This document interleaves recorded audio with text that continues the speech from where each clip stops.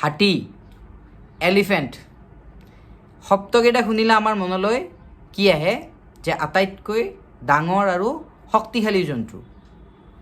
কিন্তু এই হাতী বান্ধি থৈ দিয়া শিকলিডাল আপোনালোকে কেতিয়াবা লক্ষ্য কৰিছেনে?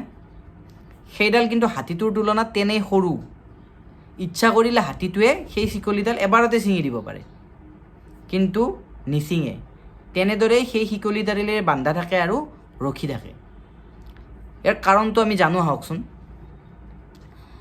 এটা মাউতে যেতিয়া সৰুতে হাতীটো পুহিবৰ কাৰণে বা পোহপালন দিবৰ কাৰণে লৈ আহে, তেতিয়া সেই শিকলিডাল সেই সৰু হাতীটোৰ ভৰিত বান্ধি ডাঙৰ গছ নাইবা ডাঙৰ খুঁটি মাৰি থৈ দিয়ে।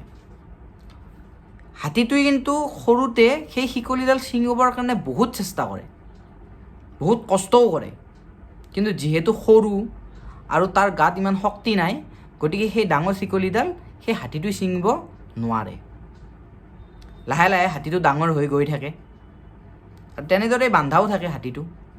ডাঙৰ হৈ হৈ হৈ হৈ এটা এনেকুৱা পৰ্যায় পায় যে সেই হাতীটোৱে সেই শিকলিডাল এবাৰতে ছিঙি দিব পৰা শক্তি তাৰ গাত আহি যায়, কিন্তু সেই শিকলিডাল সি নিছিঙে। কাৰণটো কি? সেই সৰুতে যে চেষ্টা কৰিছিল, তাৰ মনত কথাটো সোমাই গ'ল যে সি সেই শিকলিডাল কেতিয়াও ছিঙিব নোৱাৰে। গতিকে সি সেই শিকলিডাল ছিঙাৰ চেষ্টাটো বাদ দিলে আৰু তেনেদৰেই বান্ধাও থাকিল, তেনেদৰে ডাঙৰো হ'ল আৰু তেনেদৰেই থাকি গ'ল। যদি সি এতিয়া ডাঙৰ হোৱাত যদি সেই শিকলিডাল সি ছিঙিব চেষ্টা কৰে, পাৰে, কিন্তু সি ছিঙিব চেষ্টাই নকৰে, কাৰণ তাৰ মনত যে সোমাই গ'ল কথাখিনি। ঠিক আমাৰ জীৱনটোতো আমি তেনেকুৱাই।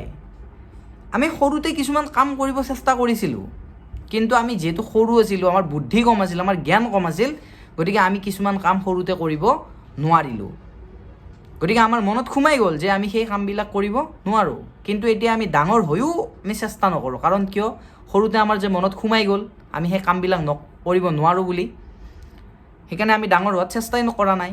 গতিকে এতিয়া আমি কি কৰিব লাগিব যে আমাৰ ব্ৰেইনত যিবিলাক, মাথাত যিবিলাক ব্লকেজ সোমাই আছে, যিবিলাক আমাৰ ভুল ধাৰণা সোমাই আছে যে আমি নোৱাৰোঁ, সেইবিলাক আমি আঁতৰ কৰিব লাগিব। আমি জীৱনত সফলতা পাবৰ কাৰণে আমি সেইবিলাক আঁতৰ কৰিব লাগিব আৰু আমি আগুৱাই যাব লাগিব। আমি চেষ্টা কৰিব লাগিব। সৰুতে চেষ্টা কৰিছিলোঁ, নোৱাৰিলোঁ, কিন্তু এতিয়া ডাঙৰ হৈ সেই কামবিলাক আমি চেষ্টা কৰিব লাগিব। দেখিব নিশ্চয় পাৰিব, কাৰণ এতিয়া ডাঙৰ হোৱাত আমাৰ বুদ্ধিও বেছি হ'ল, আমি বেছি জানাও হ'লোঁ। গতিকে এই কামবিলাক যেতিয়া আমি নতুনকৈ চেষ্টা কৰিম, আমি কামবিলাক ভালদৰে কৰিব পাৰিম আৰু নিশ্চয় কৰিব পাৰিম। আমি ছাকচেছো হ'ব পাৰিম। ধন্যবাদ।